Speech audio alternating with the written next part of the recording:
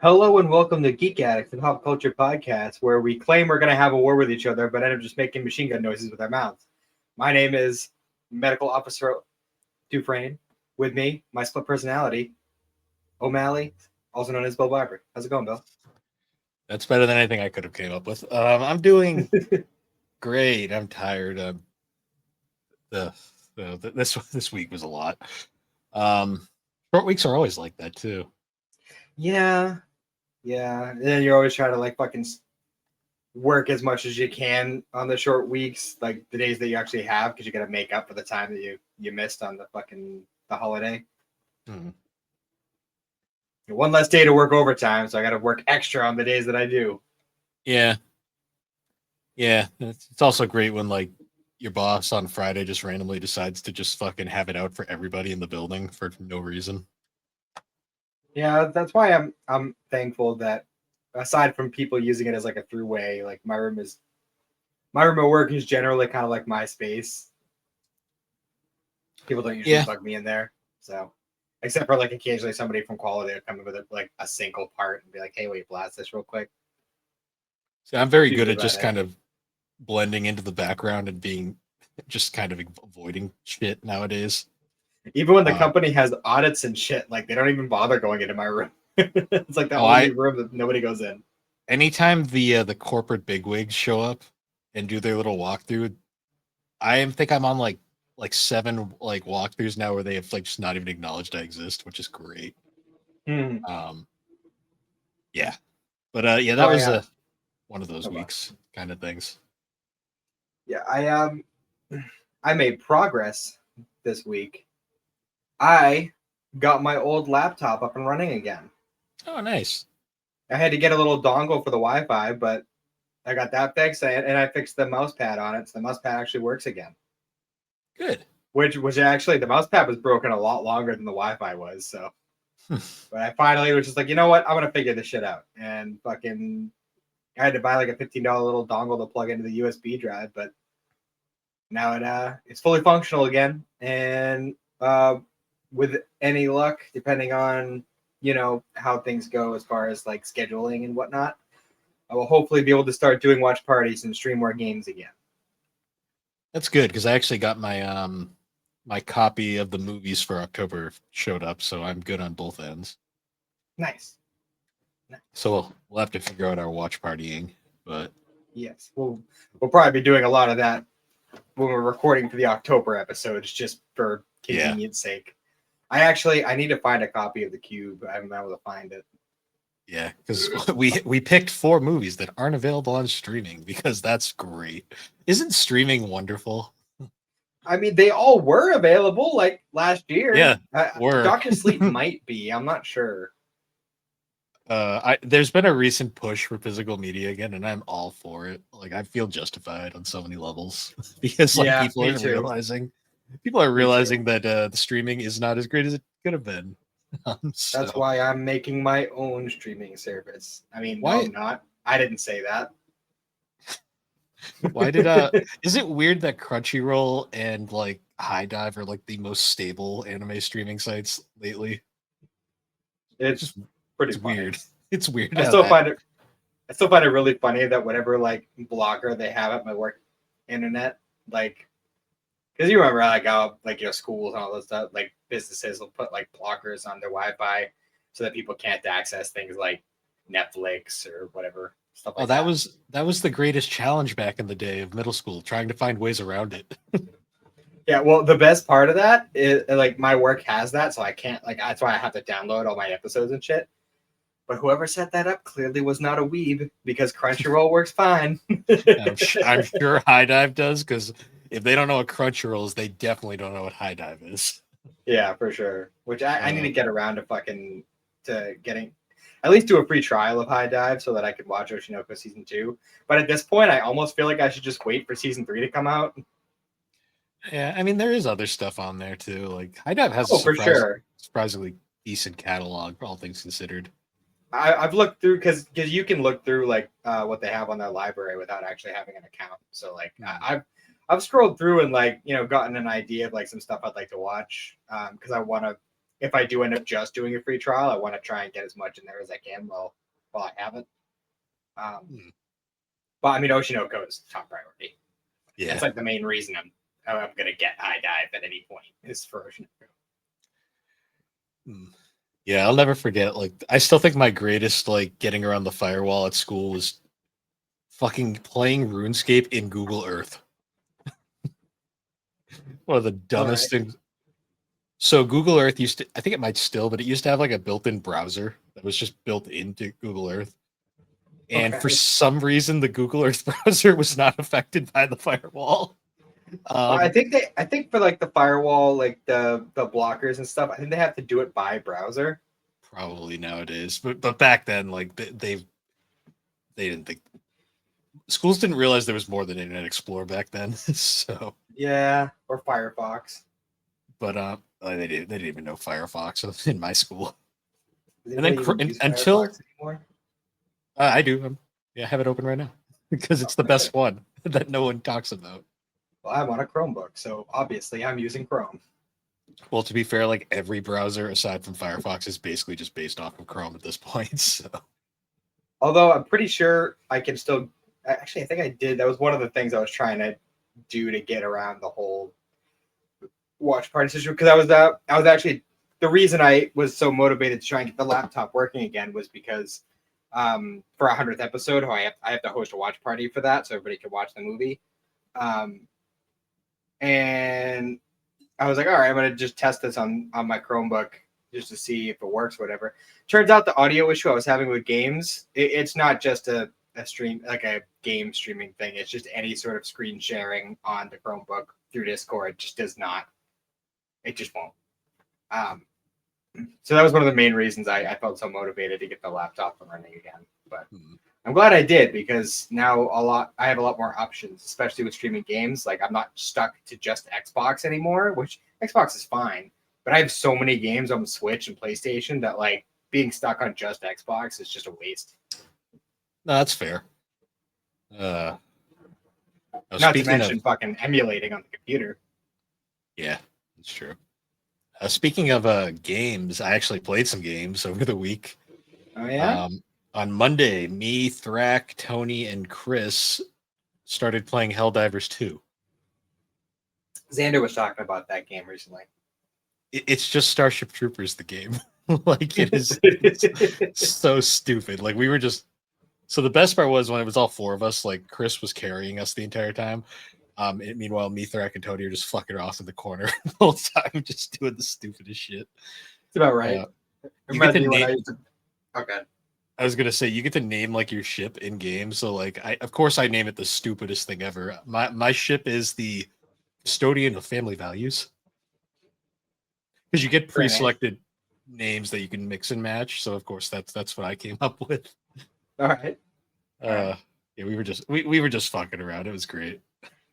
Yeah, it kind of reminds me of like when I was trying to get other people into Monster Hunters. So like I would walk into like this low level mission or whatever, and I'd be like decked out like high level shit, and fucking all the newbies that I was trying to help level up I'd be like, all right, go mine that ore and collect some herbs. I'm gonna go kill the monster. Yeah. Yeah, I know the feeling. I feel like the big reason why we finally actually did like a gameplay session like this was because it's crossplay finally, so like we could all play, like, no matter the console. Mm-hmm. Did we ever get an update about whether or not Smash Brothers, like the original Smash Brothers, is going to the N64 thing? If we did, I didn't see it. Okay. So I was just curious. Surprised it's not there already, honestly. Well, I mean, that was a thing recently, wasn't it? That it was like somebody like found it in the code or something, like they were going to upload it soon. Oh, maybe. I haven't been following that. I don't know. I hope so, because I mean, I like new Smash Brothers, but I don't know, it's just something about the original for me. And Xander's actually got a couple of the Switch controllers that are N64 controllers. So if they put that on there, man, I'll tell you what. See, I have zero nostalgia for that game, so it's kind of just one of those things where it's like, that'd be cool. That's fair. But for me, it's one of those like core memory games. See, when you were playing, Rude. somebody just went back to the future. Yeah. Now, for me, when you were playing Those are Smash movies you're gonna have Brothers, to do at some point. true. Yeah, when you were playing Smash, I was probably playing Final Fantasy VIII. So attempting to Fair. play Final Fantasy VIII. So But the funny thing is too, like it's such a core memory game for me, but I did not own an N64 as a child. So like all my memories of playing it were at other people's houses because everyone else had one. I didn't have an N64 growing up. I had a PS2. see, I had similar memories with Melee, not so much original Smash. Melee, I had a copy of Melee and I have no idea what happened to it. I have it up in the collection somewhere. I haven't played Melee in many years though. It's been so fucking long for me. Watch the fucking Switch 2 online add fucking Melee to the GameCube thing before we get the N64. To be Smash fair, Brothers. that would be very popular with most people because that game is like people act like Melee is the greatest game ever still. So It's not even the greatest game in the Smash Brothers franchise, in my personal opinion. you It's just, good. Don't get me wrong. you just started a war with somebody. It's good. Don't get me wrong, but I don't think it's the best one. Oh, I mean, I'm indifferent to Smash Brothers for the most part, so I don't have an opinion there, but I just like the newest one usually. So, how did you feel about the newest Don? Oh yeah. God. A new actor has appeared. Bryce Papenbrook is part of the cast. Was that Bryce? That was Bryce Papenbrook. That motherfucker has range. But, It's like because like for the first like 5 minutes of the episode, he didn't talk at all. He's silent the whole time, except for like the bit where he's like walking to school and singing, but it's the Japanese voice actor who's singing because it's singing a Japanese song. So like for the first 5 to 10 minutes, you have no idea what his voice actually is. And as soon as he was talking, I was like, "Is that fucking Aaron Yeager?" Bryce went from playing teenage pretty boys to that in many years. Hey, I mean, whatever works for you, man. At least he's not being stuck in a box. Yeah, that's just, well, I don't know. It's just fucking. We were watching that up. We actually watched it last night, and I was like, the second he fucking said 10-gallon wiener, I was like, what the fuck in here? I was more just like the first half of the episode. I was like, God damn, they're worse than fucking Sawako and what's his name from Kimi Nitadoke at times here. Jesus Christ. Well, that was a flashback. That was something that happened back in season 1. Yeah, I know. So this dude's been pretty much stalking Okarun ever since season 1, like ever since this stuff started. And like the whole time that was happening throughout that episode, I was like, is he crushing on Okarun? Like, is that what's happening here? I was unclear. I wasn't sure because he was kind of crushing on both of them. But by the end, it seemed it was more along the lines of like, how did this kid who's just as nerdy as me end up surrounded by all these chicks? Oh yeah, and where did fucking school rep come from? Like, where? Yeah, right. Class rep comes out of nowhere, comes out of left field, like, hey, I'm one of Okarun's groupies. Yeah, and Okarun's like, who are you? Yeah, pretty much. Yeah, because the whole time, like, when she's like yelling, like Momo doesn't realize she's yelling at her. It's just, Momo's like, oh wait, me? I wasn't expecting Godzilla testicle though. That was interesting. No, I wasn't expecting that either. But I mean, at least we're starting to work towards closing out that arc.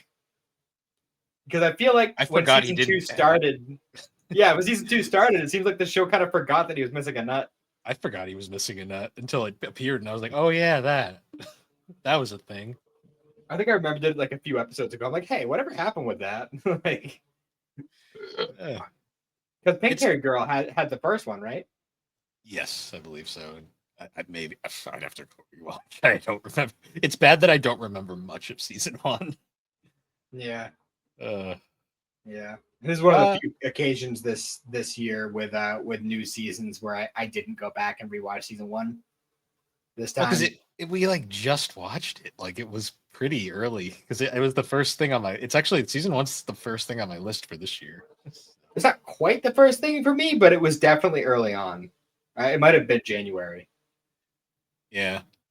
Yeah, but Dawn to Dawn season 2 definitely makes up for season 1's shortcomings, and I know I'm in the minority there, but at least in the general public, I think our friend group was mostly all on the same page. But I think there's a couple people who was really into the early stuff, but yeah, I think overall, I think the general consensus was that season 1 was definitely overhyped for what it was.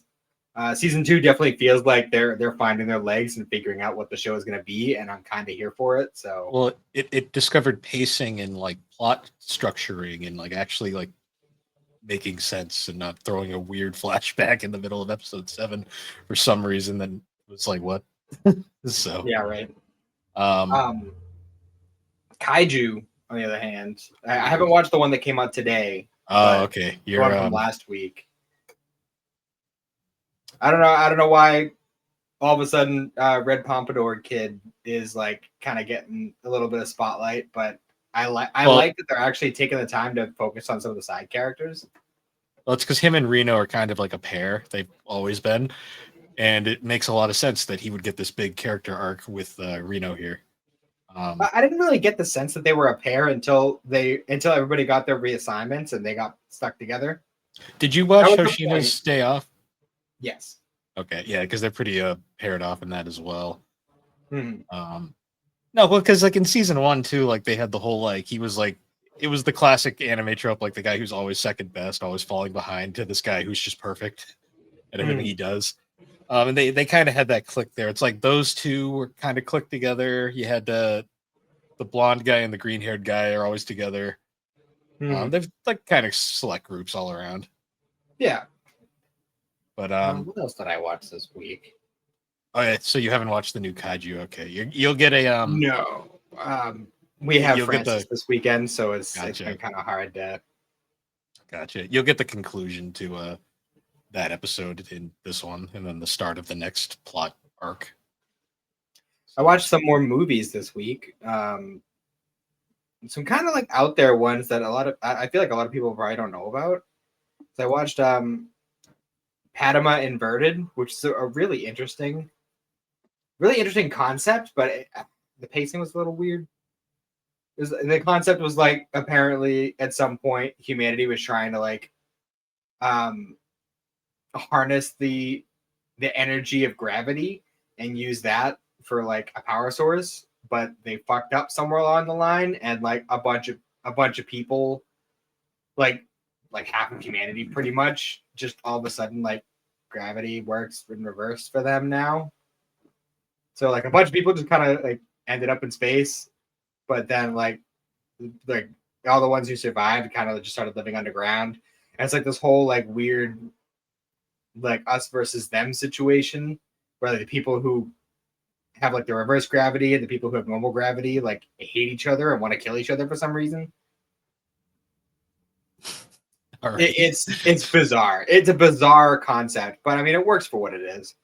There's a couple more movies I watched. None that I really feel like talking about much, but I did watch Carol and Tuesday this week. Oh, Alex, you'll get points from Alex because Alex loves that show. And the show was really interesting. I enjoyed the music aspect of it because there was a lot of music in it. And I haven't done any research, but it seems to me, based on the mouth flaps, that all the songs were recorded in English initially. I think she said that. Alex brings this anime up every time we talk anime. She loves this one in particular, so. And it's weird. As I said, I haven't done any research on it, but the animation, like art style, looks eerily similar to JoJo's Bizarre Adventure. Actually, was it done by Bones? It might have been done by Bones. That's a good question. But anyway, it was a good series. I enjoyed it. There were definitely some parts where I felt like they were like, especially with a lot of like the kind of like minor villainy characters, it seemed like they were building to something bigger with them, and then they just kind of were like, hey, I did this one little thing and then I got caught for it immediately, so now I'm going to jail and never see me again. Yes, Carol and Tuesday was done by Bones. Did Bones do JoJo's? It's a good question. Let's see. I can check that too while I'm here. Let's see.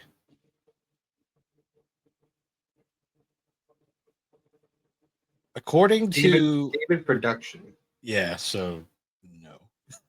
Um It's so weird though because the animation looks eerily similar. Like the way the art, like the art style of it's so close.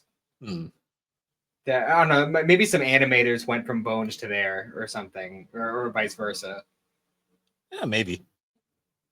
It has to be something like that because there's no like there's plenty of anime that looks similar, but JoJo's has such a distinct art style to it, and for another anime to just have that just because. I mean, the only connection I can see between the two, if it's not an animation like animators switching around thing, is the fact that they're both. Well, JoJo's wasn't initially, but now it's a Netflix anime, so maybe that's why. But that doesn't make any sense to me. No, it might just be a coincidence. In all honesty, that's like the only connection I can make between the two. Yeah, because Bones also is doing My Hero, right? I don't. Or is think that so. Mad? Or is that Madhouse? It might be Madhouse. There's too many goddamn animes, dude. No, it is Bones. Bones is doing My Hero. Yeah. Really? Speaking of that, I'm watching that still. I'm like halfway through season. Season 4 just got intense. I'm in the middle of they're fighting the mafia boss bird dude. Oh yeah, the dude who's got like the power suppression drug or whatever. Yeah, he just took away the phasey floor guy's powers. So he's so good too. He's like one of my favorite characters. The villain or the phasey floor guy? The phasey floor guy. Okay, yeah, he's cool. Lemillion. Yes, that's his name. It's great how I can't remember any of the fucking names ever. I can't remember any of their real names, but I can remember a lot of the hero names. That makes it a little bit easier for me. It took me until season 4 to realize All Might had a name. I already forgot it, but he has a name. Yeah, well, nobody uses it, so except for like the old dude who trained him. And I think his protege, maybe one point, I don't remember. Something like that. It's like Yoshida or something like that. Yeah, it's been interesting. That fight is getting intense, though. Yeah, because I'm trying to remember. I don't remember. What does the mafia guy do again? He can break stuff down and rebuild it. Oh, okay. So he's Scar. He just killed his partner and fused with him, and now he's like a four-armed abomination thing. Yeah, that does happen. Yeah, because it was like a weird thing where like he was like super thankful to the mafia boss for taking him in, but then he like instantly took over when he like I don't know, he like went into a coma or something. I don't remember exactly what it was. I feel like it was implied that he like drugged him into a coma to take over the fucking organization. Yeah, it's one of those. It's been good though. I gotta finish it. I've just been like really distracted with anime. Well, I've been on that manga binge. I finished Kimi ni Todoke, the manga, like all 30 volumes. Very nice. Very fun story. I picked up the most recent ZA 100 volume from the library today, and I put in a hold for Solo Leveling Volume 13. So nice. So at some point I'll be getting that and reading it. Oh, most recent Sakamoto Days episode was really good.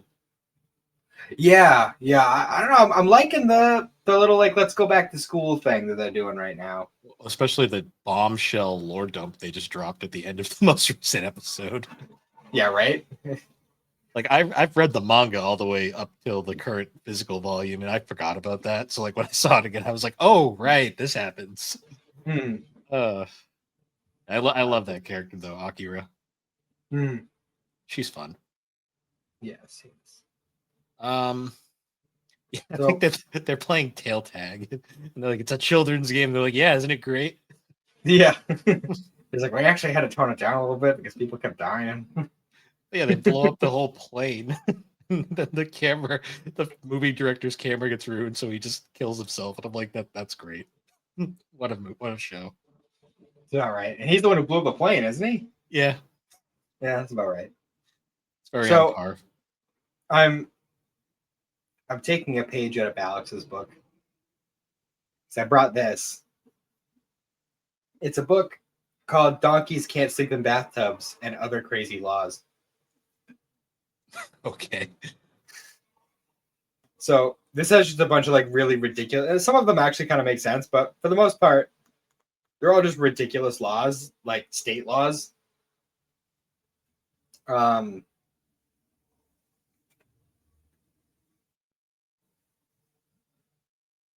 Like this one. In the state of Indiana, you cannot eat garlic and go straight to the theater.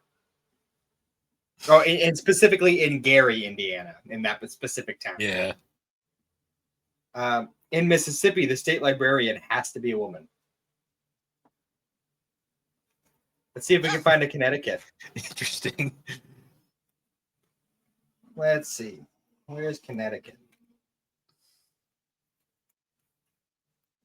Oh, here's one. All horse-drawn sleds in Massachusetts must have 3 bells. That's a law. Does it have to be 3 specifically, or does it have to have at least 3? It says must have 3. So if you have 4, is that illegal? Maybe. I need to know. But that's part of the book, is that like these are all actual laws that are in effect, but nobody enforces them. Like, oh, here's one. Here's one that I think I mentioned it to you before. Pickles in Connecticut must bounce. It's illegal for your pickles to not be able to bounce. That is a Connecticut ass law. I mean, it fits with the pickle festival you just went to. I mean, we are literally the truck stop of America, I swear, sometimes, because like nobody wants to be here, but everyone comes through here. Let's see if we can find one for Aaron. Where's Iowa? There's no structure to this. It's like literally just random as you go through.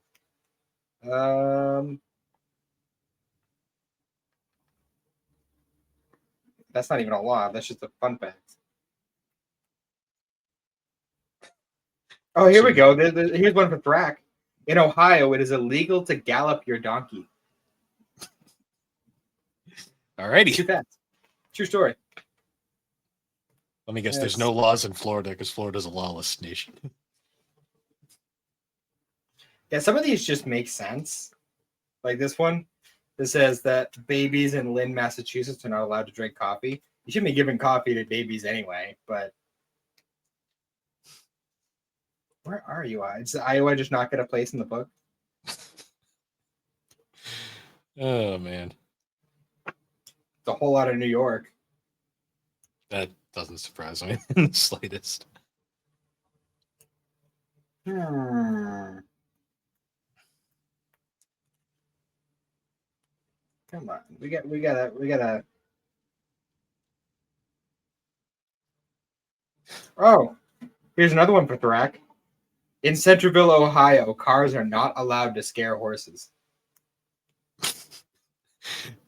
What, do they arrest the car? Something like that. In Connecticut, kids cannot charm bees away from the beekeepers. What kid is charming bees? Like, what weird nation is this? In Athens, Georgia, it is illegal to play pinball.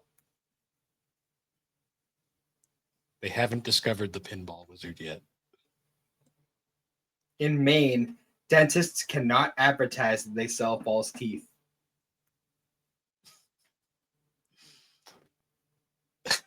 Okay. It's ridiculous.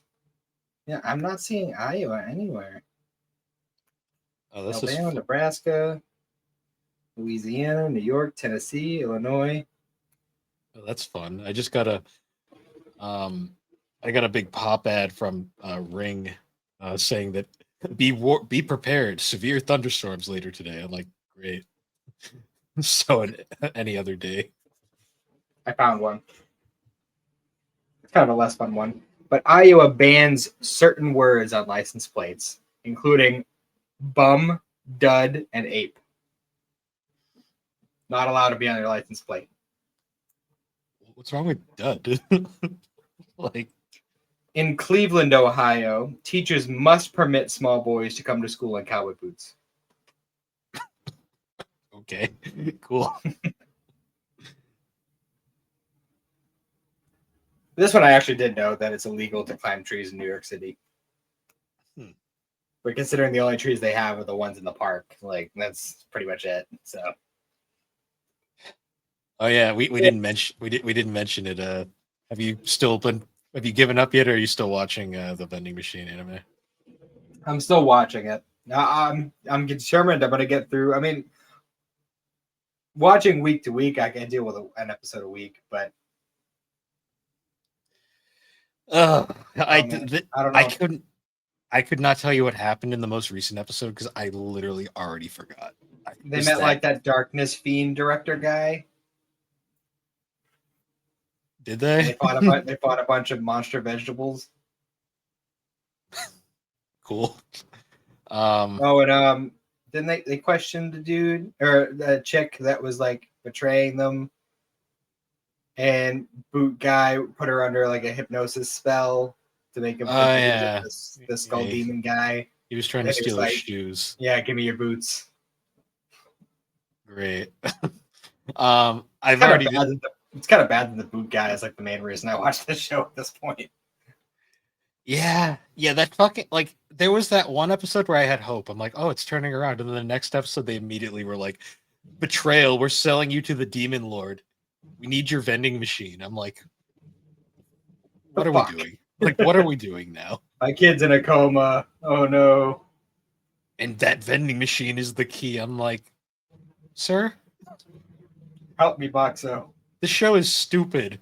It doesn't have to be this level of stupid. They keep trying to force a romance between Llamas and the vending machine.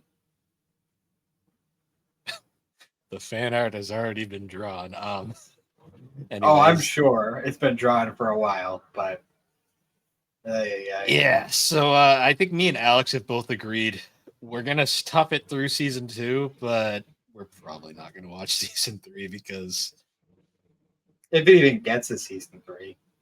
Yeah, the ratings have not been particularly high, I've noticed. Like the first series doesn't have the highest ratings either, but it did have a sort of fan following. This one, even like fans are like, yeah, this is bad. So yeah. It's definitely very odd that out of all the ongoings right now, the two that have kept my attention the most have been Down to Dot and My Dress Up Darling. Oh, did you watch the most recent episode? Yes. Marin gained. Well, not the one that came out today. That's not even out yet. That wasn't out at the second last I checked, but because it usually comes out later in the day. All I remember is in the last episode, the big plot thread is Marin got fat, but she looks exactly the same. Yeah, like even characters in the show are like, I do not notice a difference at all. Like, and then she's like looking at herself in the mirror, and there's like a slight pudge on her belly, and she's like, "The end of the world. Yeah. My cosplays don't fit anymore. What do I do?" And meanwhile, Gojo's just like, "I'll just let it out a little bit. It's fine." Gojo's like, "I don't care." His like clothes are meant to be adjustable. It's such a weird show that's surprisingly addicting to watch. It makes me mad that Comey like got the shaft because Comey would be so good right now. Yeah. I mean, you never know. Fucking Dorohedoro is getting a season 2, so I know. There's hope. Kimi Tadoke got a season 3 after 10 years. It's like it happens. It's so weird. It's not completely off the table. It could happen. Just not right now. Yeah, it's gonna get one after the point where it's not relevant anymore. No one's gonna care probably, but Disney's first original anime comes out next month. Oh yeah, because Disney ate Hulu. That's fun. Yeah, and it's gonna be like based on Disney properties. I think it's called Twisted Wonderland. Oh. I mean, I think there's potential there. There is potential. Like if they actually treat it like a real anime and not Disneyfy it. Like, can use like Disney stories are like. I mean, most Disney movies are based on like pre-existing fairy tales and shit. So like, true, or like old literature. True. I think it's because I'm just not really a mega Disney fan. I'm kind of just like, oh, okay. You don't have children, so Disney stuff doesn't excite you. Well, yeah. It also just It doesn't excite me Well, in general. excite's a strong word. My daughter gets really Well, fixated on specific movies at specific times. So you got to remember, there's different levels of being a Disney fan. There's being someone like me who doesn't really care about Disney, but will watch a film every now and then. There's being a casual Disney fan who likes the films but doesn't obsess over them. And then there's a Disney adult, and they have that's in its own fucking scary thing. one of my friends' mom is one of those people. Do they have a season pass? She's a very sweet lady, but goddamn, the Disney. I know a Disney adult. I won't say how I know them, but they were somewhat related to a family member at one point. And yeah, I was like, God damn, this guy is a mess. Yeah. I knew it was bad when we went to go see Ant-Man and the Wasp, and the trailer for live action Dumbo was in it, and he was like acting like this is the greatest thing. I'm like, this looks like fucking shit.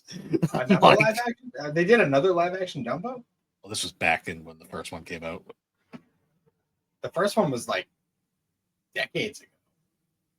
Was it? Yeah, there was a live action Dumbo years and years ago. I remember seeing that when I was a kid. Well, they did a more recent one with their recent trend of live action stuff, and it looked bad. Not surprising. That shows how little I know about Disney. There's been very few good live action Disney movies.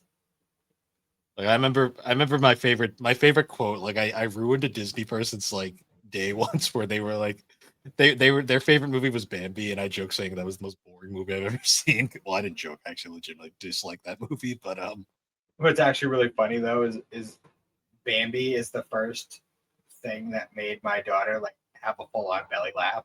I don't know what it is about that movie, but like the simplest shit in that movie gets her fucking going. Sorry, I just won't tell her what my favorite scene is. I bet you can guess. Oh, I'm sure. It's very dark. All right, we're at almost 40 minutes now. We should probably get into the Untitled Darker Than Black segment. Yeah, we should. Oh yeah, this episode, I guess we can call it. Yes. It's hard to know what I should really classify this as, because it's listed as episode 26, but in some places it's listed as an OVA. Yeah, Mal and AniList both refer to it as a separate thing, which is how I'm referring to it on my list because we have no rules. But it also watching this, it felt very disconnected from canon. Well, it was connected, but like also like you could kind of put it. It's a filler episode Somewhere in the middle, and it would make sense. Yeah, because this is the one occasion where we'd be watching this show technically out of order, because the first time I watched Darker Than Black season 1 all the way through, that last episode, like the one we're covering today, kind of like fucked with me a little bit, because Yeah, it's like it confused me with the way it ended. Yeah, it's kind of like, not to the same extent because this actually has a plot that matters, but Ghost Stories, where that random OVA was just stuck at the end for some reason after like you already got the closing like scene. Yeah. It's like, okay. So the title for this episode is Beneath the Cherry Blossoms in Full Bloom. I was not expecting a subplot about fan fiction, but here we are. Yep. Yeah. So this one kind of revolves around. It's actually one of the officers in the Chief Kirihara's like group, I guess. Because they're having like a cherry blossom day or something. It's like a thing in Japan where they have like a holiday based around when the cherry blossoms bloom. And well, she also writes anime fan fiction. That's like her thing. Yes, they bring it up many times. I don't remember yeah, it's the same anime that Pink Haired Girl is like obsessed with. And I don't remember what it's called, but we learned some things about it this week. Sure did. I don't know the context of it, and I don't really want to know, but apparently it involves elephant on human love. Okay, so I was curious here. I'm like, because this whole like time I'm like sitting here thinking, I'm like, are they making fun of fan fiction writers, or are they making an accurate depiction of them? I wasn't sure. I think it might be a little both. Because I do want to preface this, like, I have nothing against fan fiction writers. Like, I actually know a few in the community, and they're very nice people. But there are some out there that are like, "What the fuck?" Like, well, there's fan fiction, and then there's porn. yeah, but they're not always mutually exclusive. Like, sometimes they're the same thing, and sometimes they're Well, that's not. what I'm saying. That's what I'm saying. Like Like, it's a fan fiction's deep, fine man. line. Like, I've learned from this community that holy shit, there's a lot into that. I'm always like, God damn. I mean, don't get me wrong. I've read fan fiction and we've comics all and stuff. Like, we've all done it.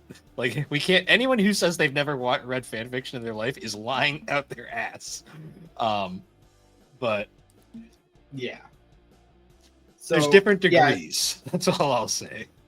So yeah, this chick for the police force is writing fan fiction about this elephant anime, whatever it is, and starts incorporating, because apparently this thing happened to her on the day that they had that picnic, and she was walking home because she got fucking plastered apparently. Yeah. And she was walking home, and like meanwhile, Hay and Mao were trying to find like this vial of like mystery liquid, which was buried under a tree. And like right as they fucking dig it up, this random fucking dude just swoops in and grabs it. And you know, Hay's not having that. He hits him with a wire. He's got it around his neck. You know, a signature move. And the dude throws it, and that's where we learn that his contractor power is teleportation, because he teleports. But he doesn't take his clothes with him when he teleports. The unfortunate aspect of teleportation, where sometimes that's just how it works. Yep. So he teleports over to like a walking trail where fanfiction girl is walking home. Yeah, just imagine her what's going through her head where she's walking, then a giant, large man who's naked is just approaching her very fast. Not even just that, like he just kind of like falls down from the sky. It's just this big fat naked dude just pops up out of nowhere. And you know, she has the reaction that most women walking home at night would have. Yeah, because like, what the fuck's happened? A lot of shit happens in this episode. And it turns out that his contract payment is just like kind of always in effect, and he can't lie. Oh, like, okay, that's what it was. I was trying to figure out why he was just telling the truth there. Yeah, and that's why like every time he was like, "Oh, you heard that? I have to kill you." And she's like, "No, I don't remember it." And he's just like, "Well, this is what it was. Fuck, I said it again." Also, that fucking cat. Oh yeah, that was another subplot. Is that because it's spring, all the you know, feral cats are in heat, so Mao is constantly running from this one cat is trying to get it on with him. Yeah, because that happens at the start of the episode, and I'm like, that's such a random plot point to start with, but then it becomes relevant later. It does. Also, the fact that everybody has allergies except for the contractors is also relevant. Yes. So, long story short, along the whole path, Hay ends up saving her from Naked Man. And he zaps her and erases her memory of the occasion. But apparently didn't do a very good job of it, because she still remembers some parts of it, including his collarbones. Also, this was also like the perfect example of that whole HR meme where it's like the one employee shows up and then the unattractive employee shows up, and where it's literally like large naked man is like, she's like screaming for help, and then Hey without a shirt on shows up, and that's perfectly fine. Like, yeah, I'm just like, okay, sure. But yeah, the vial of mystery liquid ends up in the river, so they lose it. So Mao's gonna pretty much be spending the whole episode trying to find it on like the riverbed. And and the whole reason he lost it was because he got attacked by another cat. Yeah. And the fan fiction chick has been writing what she remembers essentially from that night into her fan fiction, including the 7-digit number. That's very important. Because Hay can just wipe minds, I guess. It kind of makes sense. I mean, the brain function is electronic. it by its nature, and his power is electricity, so makes Yeah, sense he'd be able to, EMP her brain for a second. it's one of those things where I'm just kind of like, anime, don't question it. Apparently that's what happened to Piano Teacher in the previous one. True. Because they mentioned at the end of the episode that like Pink Hair Girl's like, oh, he seemed kind of weird, like he didn't remember what was going on.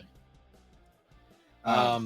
So we get that scene of them regrouping with the gang, and Mao's getting berated for losing the thing, and this is also where we find the one moment that kind of like confirms where this canonically ends up, because it's implied that Pink Haired Girl still hangs out with Yin. Yin, to the point where she jumped into the tobacco stand at one point. I'm just like, Jesus. Okay. Yeah, it was actually kind of funny because she like crawls her way through the fucking window. Yeah. And she's like talking about the fan fiction, and she's just like, oh, you're gonna love this, lots of elephant on person love. And there's like some random dude in the tobacco window, like, what the fuck? I love the fact there's a similar moment later too. What's the name of the non-contractor in the group? Huang. I love the fact too Huang's like, stop hanging out with her. But then we find out hanging out with her is how she learned the number or something. Yep. Yeah, like, because the pink-haired girl got her to the fan fiction, and the fan fiction chick wrote the number that they need into the story. I love and too that like starts reciting the fucking fan fiction, and their mouths are just dropping because she's talking about like this weird bestiality shit. I love the fact too that like he's like, stop hanging out with her, and they're like, no, let her have friends. She's being normal. Right. Yeah, you think with how much she's like giving her shit for being like weird and being a doll and shit, and like she's actually doing something kind of human, and he's just like, no, stop that. Yeah, and then we find out what she's doing with the other friend, and they're like, okay, we can't have this anymore. Yeah. But then actually pink-haired girl ends up bumping into fanfic chick. Oh yeah, the classic at the store, and you both grab the same thing. Because apparently in Japan, people just sell fan fiction at the store. Oh, yeah, Dojin. That's the thing. Interesting. I feel like that's illegal here. Is that illegal here? Probably you can't sell it in like a brick and mortar store, but I'm sure you could sell it at a flea market. Maybe, I don't know. Yeah, it depends on what you're writing about. To be honest, I feel like the vast majority of fan fiction over here is online. I mean, that is the best way to like reach more people, but you can sell fan fiction over here. I think but it usually gets turned into an original work, because like that's famously what 50 Shades of Grey ended up being. That was a Twilight fan fiction that became its own thing. I think the Thorns and Roses story was the similar thing. Whatever, the Court of Thorns and Roses, whatever the fuck that is. I think that was a similar situation. Yeah. Yeah, I was actually at Barnes & Noble yesterday, and they had a big display stand of all the Twilight books, because I guess it's getting like a renaissance, and I was like, what a time that was. It is? I don't know. They had all of them on one of their little table displays, and I'm like, why are the Twilight books all on display? What year is it? But yeah. Anyways, so yeah, pink-haired girl and fanfic chick meet up, and they're like friends. They like go out to eat at Hayes' favorite ramen restaurant. Oh yeah, they're friends after they rip that Dojin in half. Yeah, right. And then like they're talking about the story, and like the way she like describes Hay in the story is like a man with like amazing collarbones. Apparently, she has a thing for collarbones. I think they're making fun of fanfic writers, because there are some fanfic writers that get a little too descriptive about certain things. Oh, I'm sure. But like fucking pink-haired girl is like, oh yeah, like I know a guy who's like that. He's actually right there. He's about to walk by us. And she's like, Hey, I with his know like those collarbones. Hey, with his like 30 bowls of ramen. Yeah, right. And she's like, you have to tell me where he lives. And like we don't actually see the scene, but since fanfic chick is hanging out outside his apartment building, so that does confirm pink-haired chick has been stalking him 100% because she knows where he lives. It's on par for her as a character, in all honesty. Yeah. I just want to know where Guy Kurosawa is this episode, because he's probably doing his actual job, and this is what she actually does. Yeah, right. I mean, every time we've seen her up to this point, she's been fucking off the whole time, so. Yeah. So yeah, she starts following him around, like hanging out outside his apartment building at night. And apparently that's been affecting her work because she keeps like falling asleep at work. Yep. But also that one neighbor of Hayes, like, keeps like noticing her there and like peeking out at her, which comes around at the end. But ultimately they like the pieces fall together and they realize that fanfic chick remembers what was going on and she knows the number and that's important. So like Hay ends up confronting her as the Black Reaper. And I'm not 100% sure what, like if he was like actually going to kill her or if he was just going to try and get information from her. Like, I don't remember exactly what the case was, but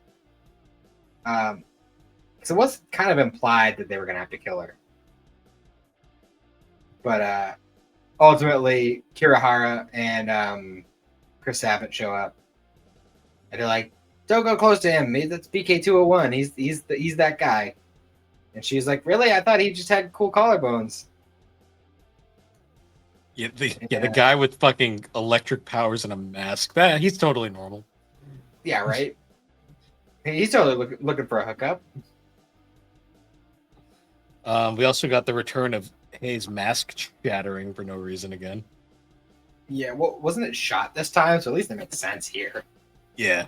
I just still don't think that's how. Like, I don't know what the fuck. Unless it's made out of fucking porcelain, it still shouldn't shatter like that. Yeah. I will say that when that happened, I was actually forgetting that this is a filler episode, and I was like, "Oh damn!" Like the reveal. And Yeah. I'm like, wait a minute, this ain't fucking gonna And stick. I was like, "Oh, Kirihara actually fucking recognized him." Yeah, because she's like, Lee. It's like, I was and like, for a second there, it kind of looked like he was gonna kill the Saito Chris Abbott character, which. I mean, I don't know if he's actually going to kill him or if he's just going to knock him out because he can control how much electricity he pumps into people. But it seemed kind of like, because he had him around the throat and shit, and like they worked together for a little bit and were actually like cool for a bit. So I don't know. It was a weird situation. But then, like, Chris Abbott confesses his love to Kirihara. In a filler episode, that doesn't matter. Good. Yep. And then because they all thought they were gonna die, right? Yeah, and Mao shows up and once again, he's like, "I found the thing." He's got it in his mouth, and then the cat that's been trying to get it on with him pops in front of him, and his mouth just drops, and the little vial of mystery liquid shatters on the ground, and a big puff of smoke comes out, and all the non-contractors get knocked out, and it turns out that the mystery liquid was a miracle cure for allergies, but the side effect is that you lose a few days worth of memory when it's used. Of course. So, all the big reveals are instantly wiped from everybody's memories. Convenient. But they don't have allergies anymore, so that's good. Also, what's his name falls on top of the detective, and he's like, "Why did my face get all? Why did I get the shit kicked out of me? I don't remember." Yeah, she's like, "Yeah, I don't either." And then it cuts to that scene. I'm like, great. Yep. And then I think it was the last scene we see of this episode is Hayes' neighbor standing outside the apartment building with a bouquet of roses, waiting for the girl who's not going to show up, and he's just sad. Poor guy. Yeah, that was certainly a filler episode if I've ever seen one. Yeah, because I was watching it the whole time. And I'm like, this has nothing to do with anything. Yeah, it was very different. Very different. It's like the only standalone episode of this whole series too. Everything aside from like the last like 3 or 4 episodes, which are like those are like, this is the like crescendo, it's the end, like they kind of bums rush to the ending of it. But aside from that, it's all 2-parters, so it was weird having that one random like, this is an episode all on its own story. And then that's why most of the sites consider it its own thing. Oh, I forgot to ask you, how did you feel about the new opening?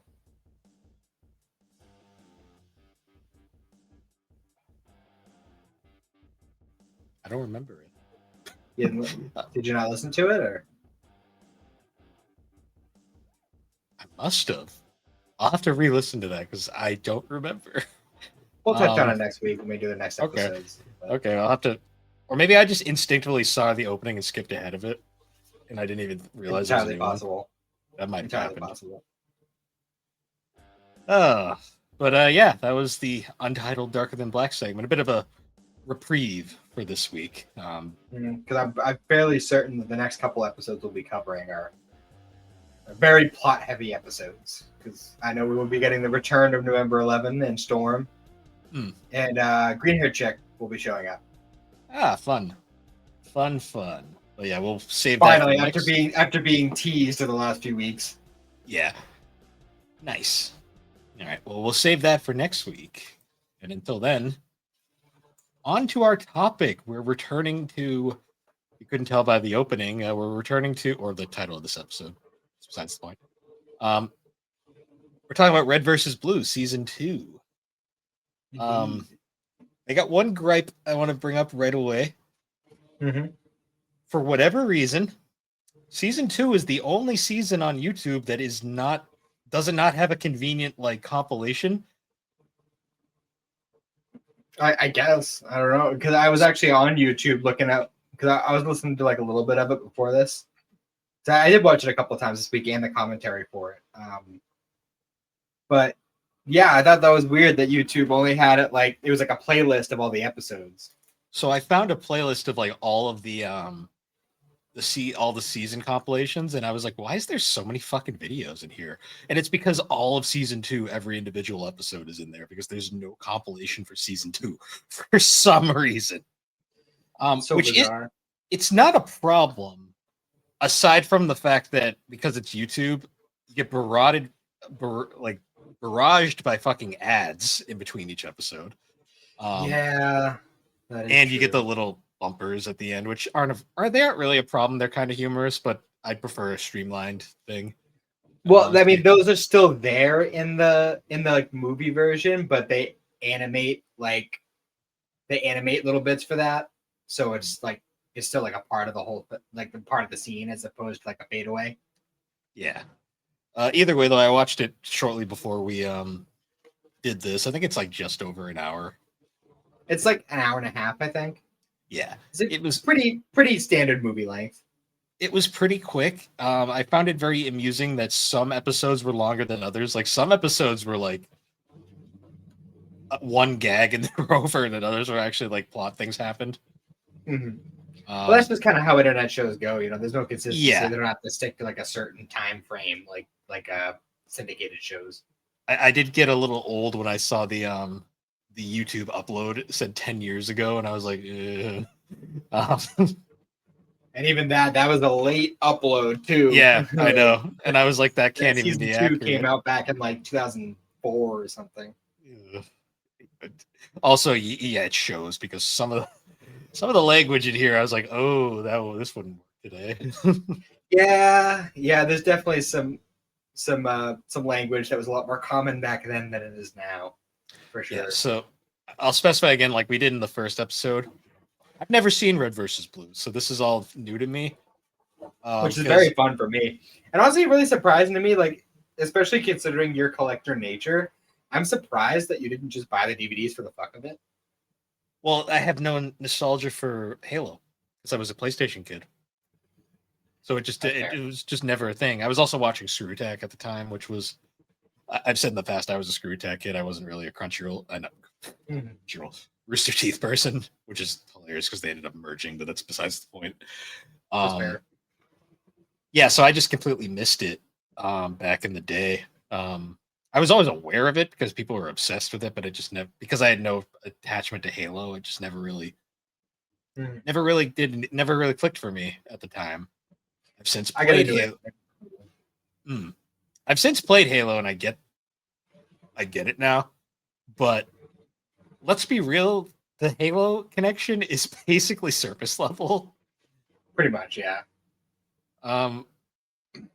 Because this is basically just like random skits set in Halo.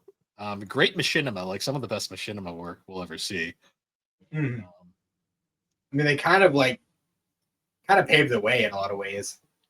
They're definitely one of the most iconic by a lot of means. Like, well, the problem is the term machinima got lost after a while, like to the point where the machinima channel, half the shit on there wasn't even machinimas. Mhm. Because I guess we can, for those who don't know, machinima, machine cinema, it's basically everything in this show was made using in-game game engine stuff, and they had to rig it and do all this crazy shit. Very impressive for 2004, because they're still using like Halo 1 and 2 at this point. Well, this season is still just strictly Halo 1. Yeah. I don't know what the hell Vic is. I don't know. I don't know. I don't think that's a Halo thing. I don't know exactly what they're using for Vic, but also we got Vic's introduction this season. How did you feel about Vic? I'm bad with names. Was he the human guy?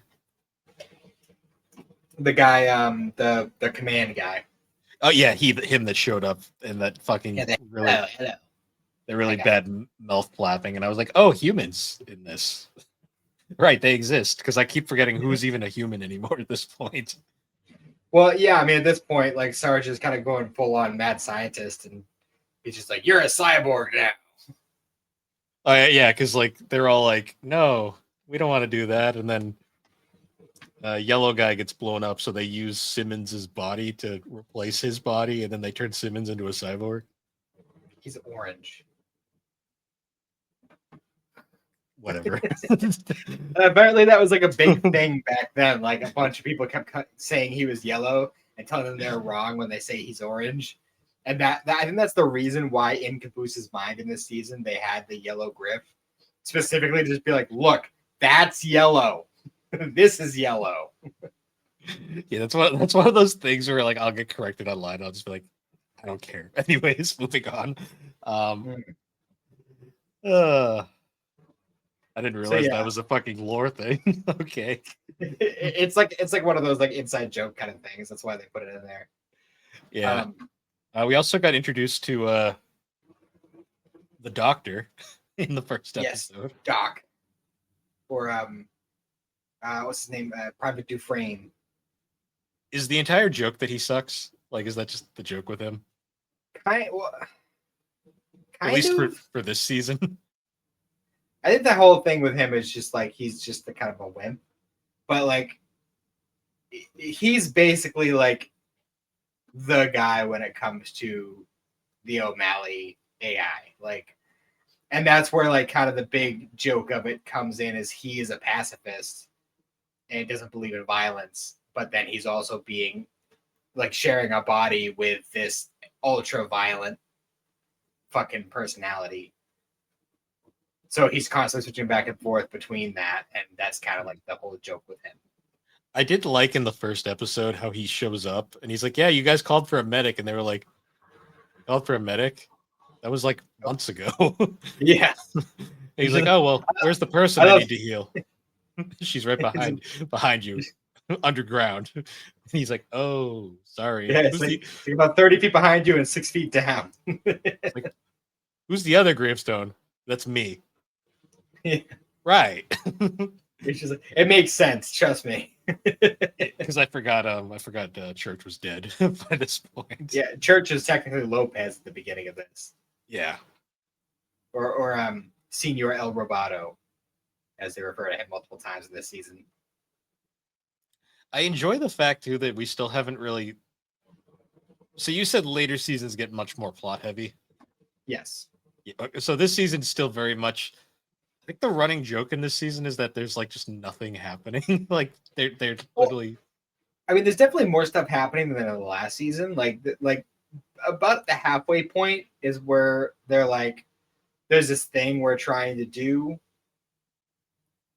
but it just keeps getting bogged down by the stupid standing around talking shenanigans. Yeah.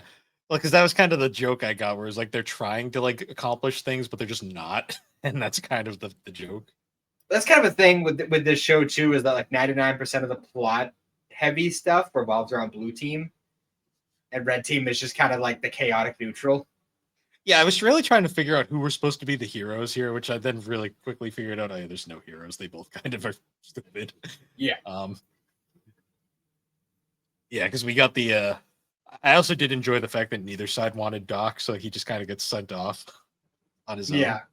And there were actually a bunch of deleted scenes too of him just like on his own, but they ended up not making the cut. Like actually, one of the deleted scenes like actually showed like the moment where he becomes O'Malley. Yeah, because like he just straight up leaves after like episode 3, I think, and then he doesn't come back till right at the end. Yeah, it's like that one little bit where like Donut's eavesdropping on him in the cave, and then that's kind of it. Yeah, I forgot one of the characters' names is Donut. Yeah, Private Pink Donut. guy. Sounds like Private Biscuit. Yeah.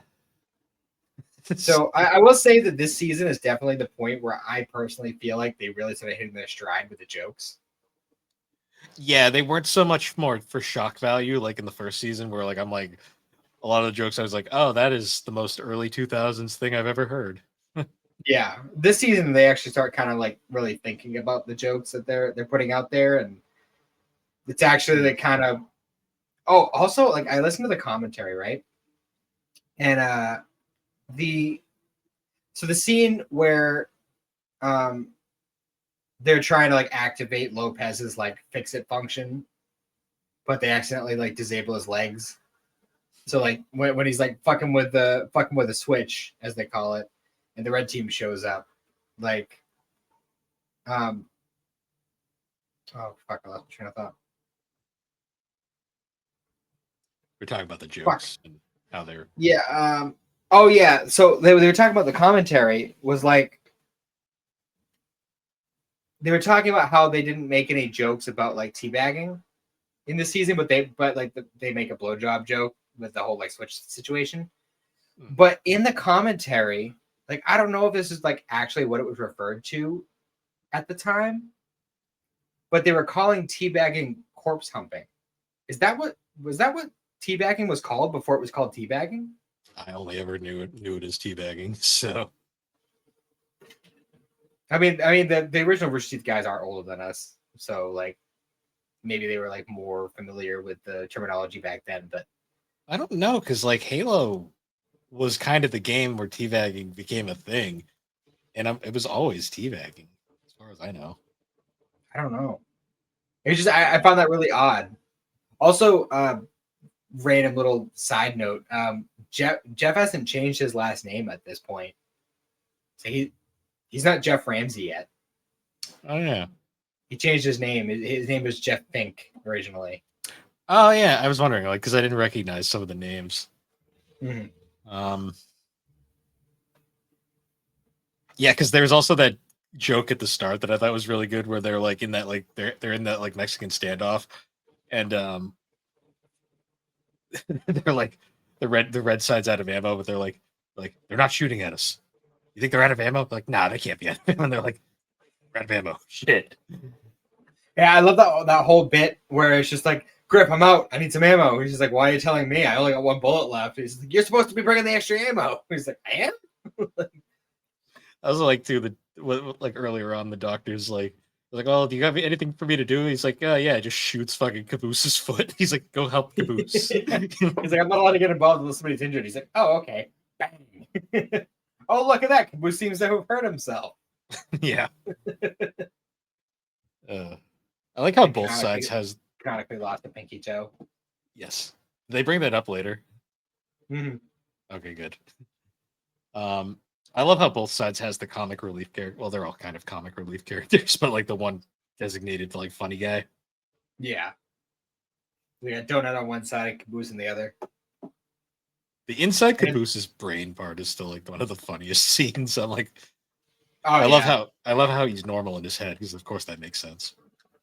And that actually gives us like one of my favorite lines in the entire series that I've actually used many times in real life, where Church says, there's a fine line between not listening and not caring. And I like to think I walk that line every day of my life. That was a good scene. That was like, yeah, accurate. I feel that. I feel that to my core. Oh yeah. And we only get a very little bit of text this season too. Yeah, because she appears briefly after they bring back what's the tank's name? Sheila. Sheila. They bring Sheila back, and Sheila and Lopez are like flirting, I guess, and then he tries to take over Lopez, but then suddenly Tex appears and is like, "I'm here now." Yep. Which apparently she's been there all along, just watching them. Yep. Which sure.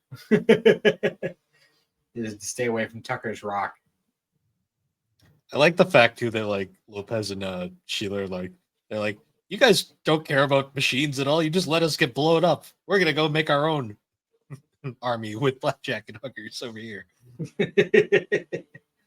For sure. What are you gonna do? Stand honestly, up to a tank? Lopez is one of the best characters. Like he has some of the best jokes. Well, I love the scene. Nobody knows what he's saying because he's speaking Spanish. I love the scene too at the end where, well, not the end, but like where Sarge makes the 2 new robots, and he's like, "This one is some weird name, and this one is Android number 2." Yeah, nearly. I was like Francisco Zanzibar something the third. Yeah, like, this is number 2. Why doesn't like, that apparently one have a cool his SASBAC chip was overloaded, so he rejected all the names I gave him. Yeah, and then the voice is just like this, like internet humor where it's like the most like degenerate crap, and I'm like, great. Mm-hmm. I like too. They keep punching. What's Orange guy's name? Griff. They keep punching Griff in the thing in the nuts, and he's like, oh yeah, well 2 could play at this game. It says the thing gets punched again. He's like, damn it. Yep. It's like, nope, it's programmed to specifically hit you. No, it's I like good. how they rebuilt Griff with the anatomy of a cow, because that totally makes sense. Yeah, right. You say, "Oh, we'll replace your flank here." He's like, "What?" I love that was just the excuse that Sarge needed. He's just like, "Yes, I'm gonna make Simmons my cyborg, and this is my excuse. Griff was injured, so we're gonna literally transplant pretty much everything in Simmons' body to you." Yeah, and he's like, "Well, I guess if I have your lips, I can learn how to kiss so much ass or whatever." Yeah, I love the part where like when Sarge is first bringing up the cyborg like proposition, he's just like, "If you're lucky, you might even get a copper rectum." Yeah, it's like such a random thing. Yeah, there's so many like dumb little like rants throughout this whole season. I mean, that's something you're gonna get a lot in this series in general. The part where they're driving Sheila, and he's like, "All right, what's this button do?" She's like, "Do not touch that. Stop touching me." He's like, "Okay." Oh man, I'm really looking forward to next season specifically. Season 3 was one of the big ones when I first got into Red vs. Blue. Like season 3 is one of my favorites. Yeah, well, I can see right at because the last episode is significantly longer than the rest. And when I say significantly longer, I mean it was 16 minutes rather than 7. I mean, you see that kind of thing with a lot of their shows because like Ruby does a similar thing where like the last episode is always longer than all the other ones. Where like they actually had to, because I could see at the end of season 2 they were actually like planning some plot going forward. Because I was like, oh, I'm like, stuff's happening now. Yeah, we should probably bring up like the main kind of like overarching plot, even if they don't focus on it that much. The basic idea is that like the O'Malley AI that was in text that made her so like aggressive and violent. When she died, it moved over to Caboose. So at the beginning, like Caboose has it, and that's why he's being all like crazy and aggressive at the beginning. And so from that point, like eventually Tex shows back up and she's like, "Hey, there's this thing. I want to kill the AI. It's in Caboose right now." And that's why they have to go inside his head to, track it down and kill it. But ultimately they end up failing because Doc uses his radio at the last minute and the AI transfers to Doc. And then he ends up like attacking the like 3 different factions that are all meeting up at one point, and then he kidnaps Lopez and leaves in the teleporter to places unknown. And the season ends with all the different red and blue people kind of pairing up and going into the teleporter and ending up in different maps of Halo. Yeah, which is interesting. We're gonna get some more variety in places to be. That's for sure.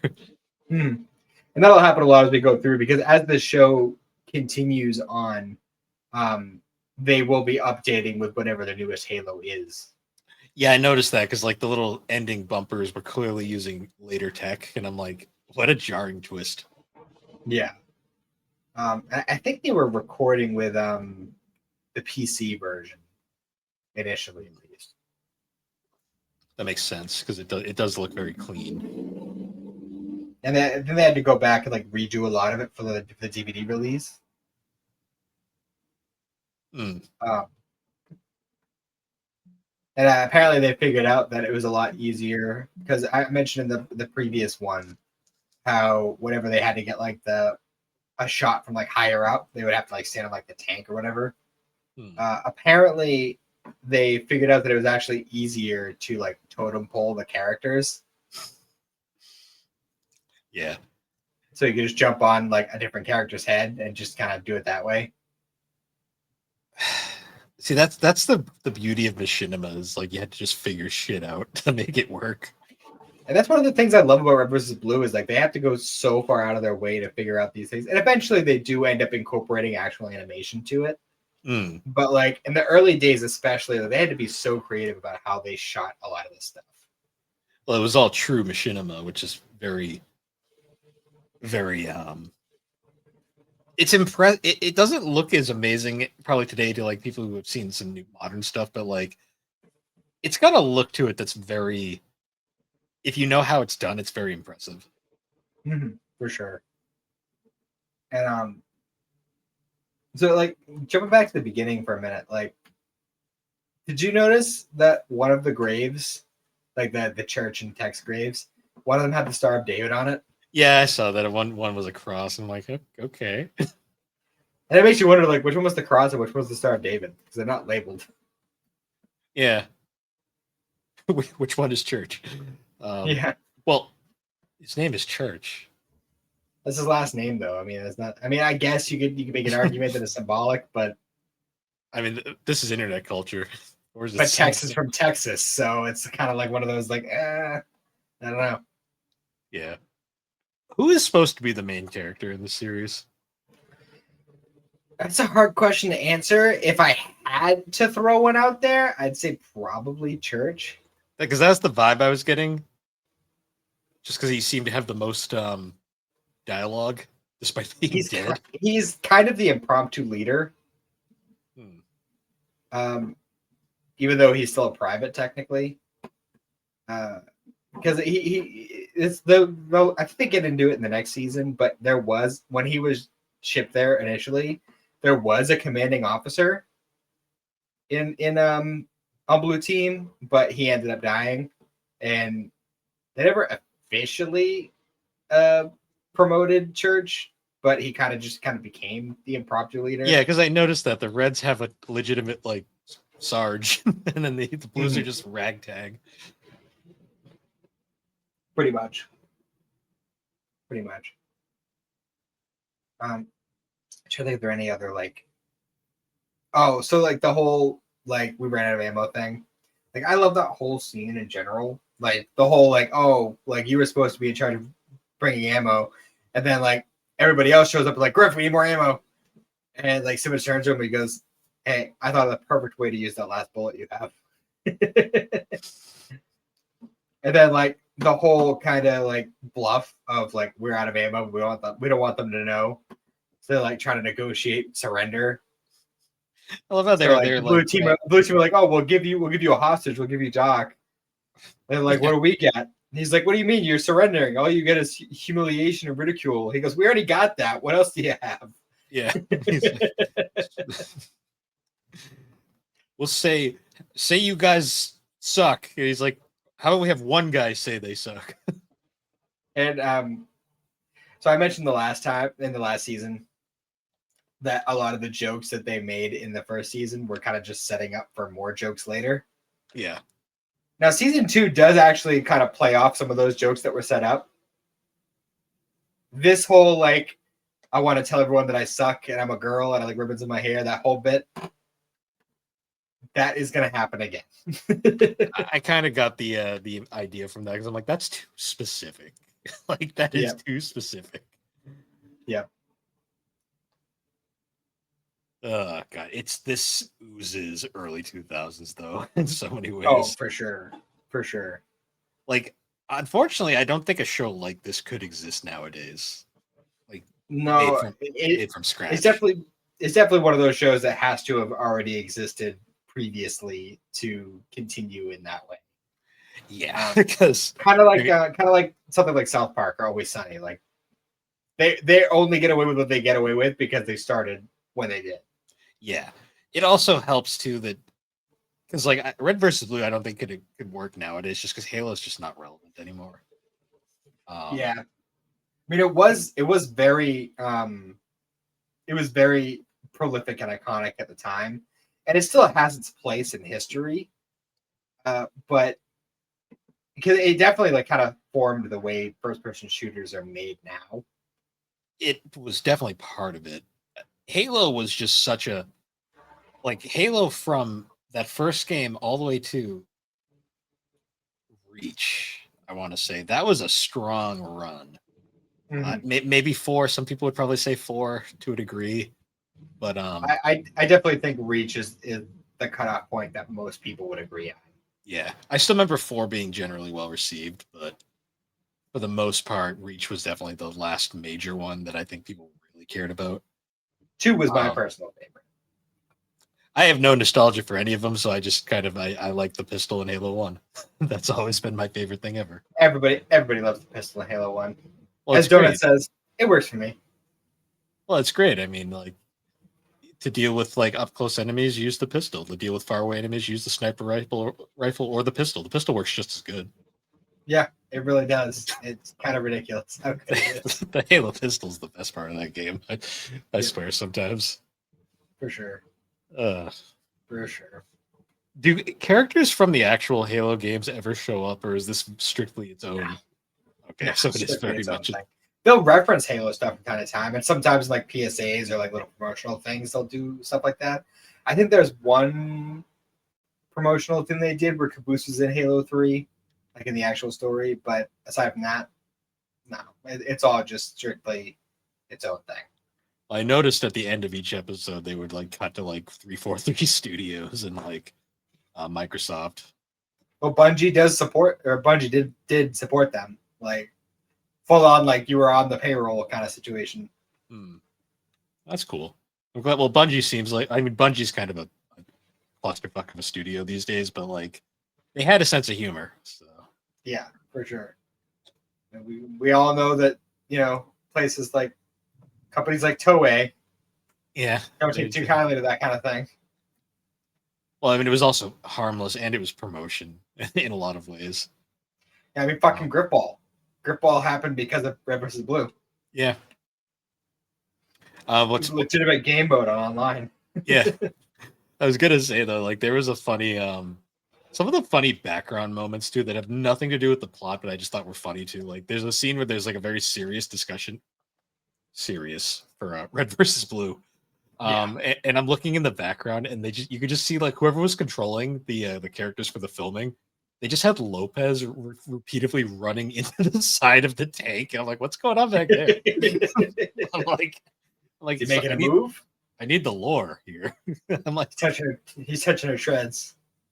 I was just laughing because it's like whoever was like doing that is just like in the background, just like repeatedly running into this thing. I'm like, what? I'm like, okay.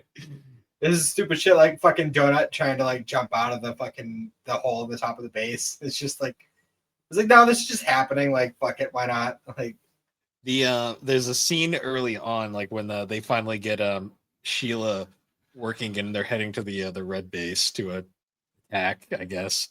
And you've got Griff and Donut are standing behind the Humvee, and they're like, I think the whole joke is like they could have easily walked away at any point, but no, they gotta wait there till the last second to have this conversation.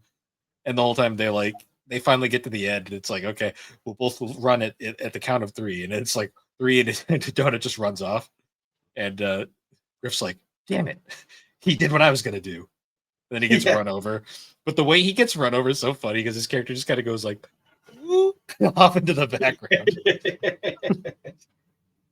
I love the bit at the beginning when Donut, not Donut, when Doc first goes to the red base, and like he's talking to Griff conversation, and like I don't know, it's something about like, oh, there must be something in the water here. He's like, water? We ran out of that stuff like 6 months ago. He's like, what do you drink? He's like, oh, ketchup, soy sauce, gravy, the usual shit. They run out of water, but they have anyway. It was just, I don't know, I find that funny. Like, it's like, oh yeah, whatever. It's a humor that only appeals to like people from this era, I swear. Because like you make that joke nowadays, and people just kind of probably look at you like, huh? Yeah. Well, Xander recently had a big Red versus Blue boom. Like he discovered it, started watching it, like pretty much binged through like all of it. There is hope for the younger generation. He's a good kid. He's a good kid. Yeah, because I see the stuff that like kids nowadays find funny, and I'm this is like the moment where I like realize I'm a fucking old man. Sometimes I'm like, I don't get it. Like, what's like occasionally he'll get into something like that, but like he's still constantly watching that fucking YouTuber shit and just I know. It's just the moments where you get your I never understood it and I never will.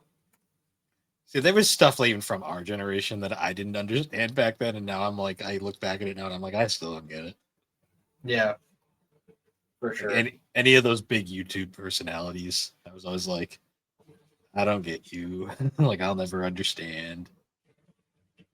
I mean, like I used to watch like reaction videos and shit like that. Those are fun.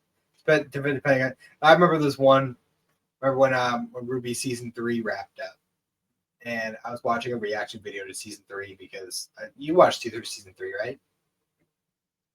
Yes, that's as far as I got. So the part at the end where that one character dies, I don't want to spoil it for anyone who hasn't seen it. Where everything goes to shit, yes.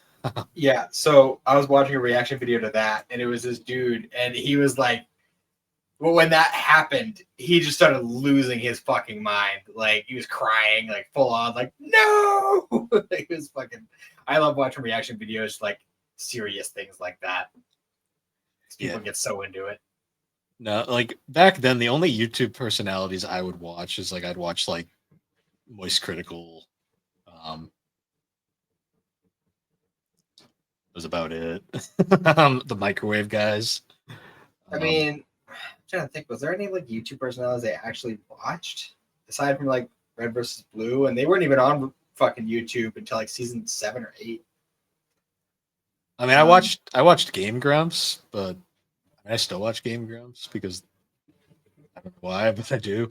I watched a lot I watched like Smosh. I had a Smosh phase, and then I grew out of Smosh really fast. Yeah, and there was what was the other guy? Was it Niga Higa? Remember him? I remember him. I hate saying his name because I'm always like, Yeah, I know. So you got to be careful how you say it. Yeah. Like I even now I'm like, I don't want to say that. But I liked a lot of his stuff too. God, yeah, I remember there was some weird stuff back then. I mean, I remember the microwave guys because there was just something funny about guys microwaving shit in a microwave. Well, it's funny. It's actually every now and then I'll get a hankering to watch the videos of the guy who like heats up like the iron ball like to red hot and just drops it in random shit. Yeah, that's shit's. It's like the fucking the guys with the hydraulic press. Yeah, it's just like the random shit like that. Like, hey, what would happen if I dropped something like molten hot fucking ball into this? I don't know, fucking stack of styrofoam or yeah, it's like fucking Vaseline or some shit. Like I don't know. It's just like it just drops into anything. I love the double standard where we sit on our high horse and we're like, the shit that the kids watch is so fucking stupid. And we're like, I'm gonna watch a guy heat up a metal ball and drop it in some shit. Hey, it's for science, okay? It's science.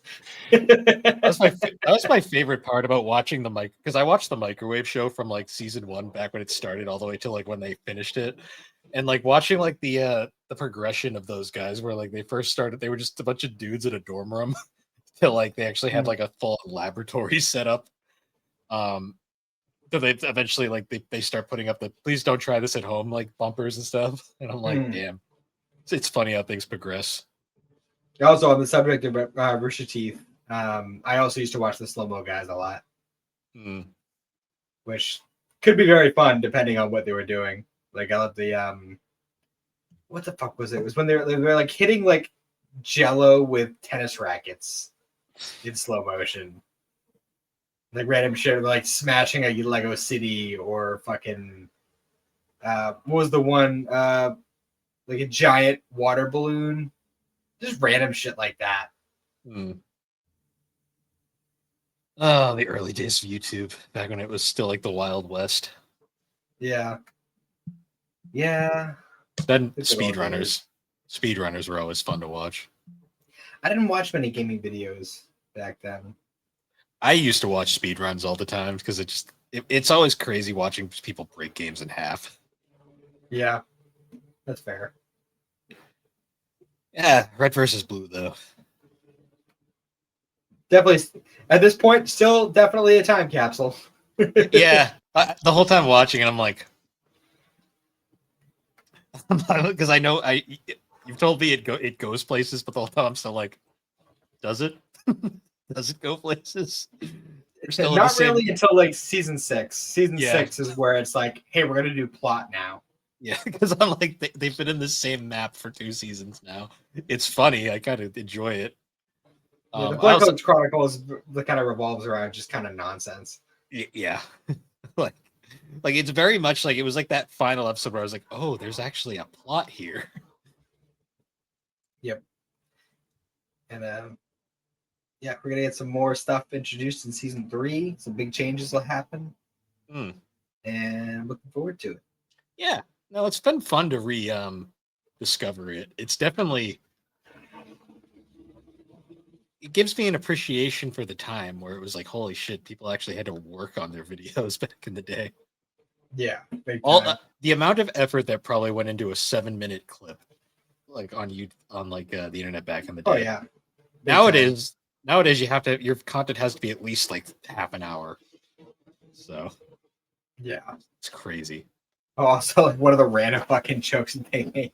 So like when Doc first becomes O'Malley and like losing his shit, he was on the radio talking to Vic, and like he was just like, "Whoa, dude, what's going on? Like you just went crazy for a second and threatened to eat my children." And he's just like, "Not cool."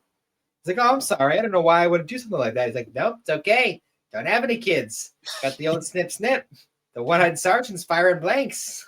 Yeah, I heard that. I'm just like, what kid watching this is going to get that joke? I was like, despite Halo being a game technically for adults, yeah, it was mostly played by children.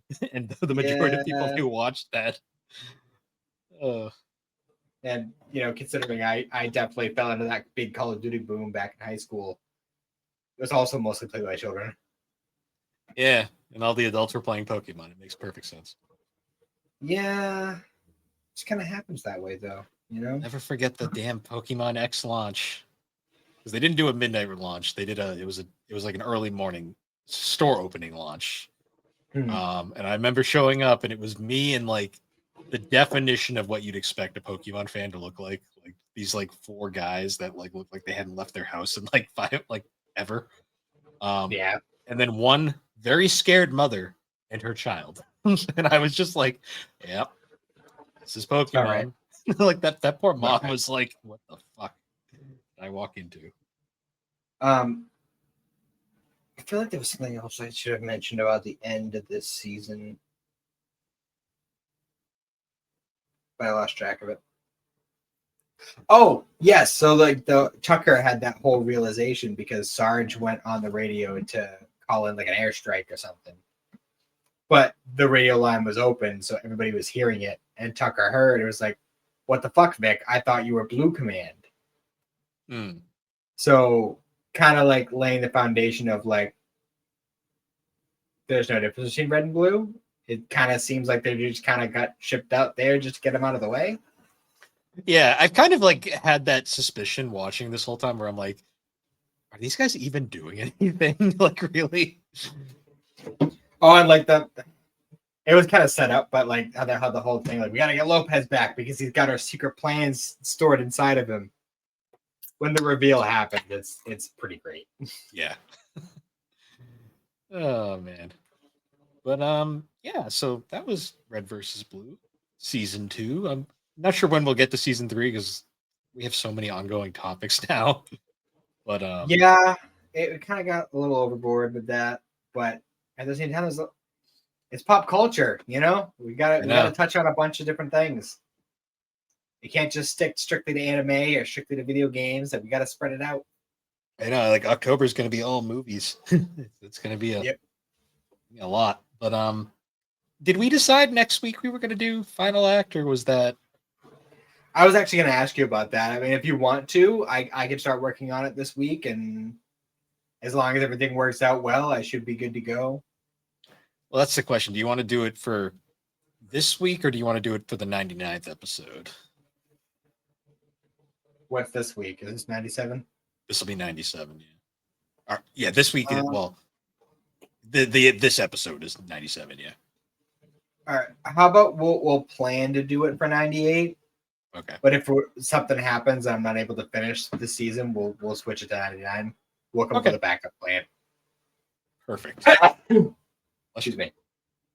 All right. So next week we'll plan to do Inuyasha the final act and wrap up the original series. Yeah, and then at some point in the future we'll talk Yashahime.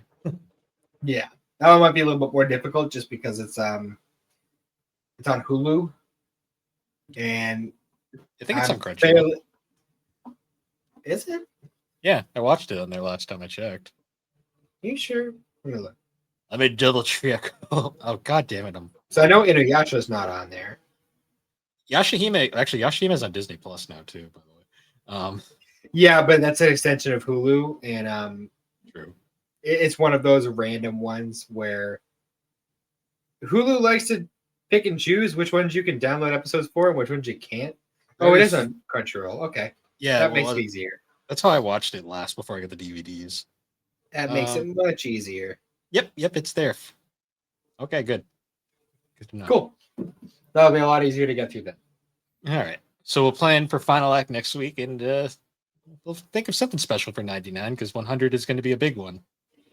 Yep. But yeah, I guess now that we're here, once again, I don't know. I'm insane. It's been a long week. I continue to be fucking insane. Once again, guys, thank you for joining us on Geek Addicts. You can find Geek Addicts on all the major podcasting platforms, particularly Apple Podcast and Spotify. And be sure to check us out over on the Superpod Network. That's superpodnetwork.com. Awesome site where you can find all sorts of different videos, blogs, podcasts, all sorts of fun stuff over there. Not games. There's no games there. We just talk about them. Yeah. We need our own version of Snake. Just for Superpod. And it's just Aaron's head. Like them moving around. But anyways, guys, once again, thank you for joining us, and we will see you all later. Have a good one. Cockfight.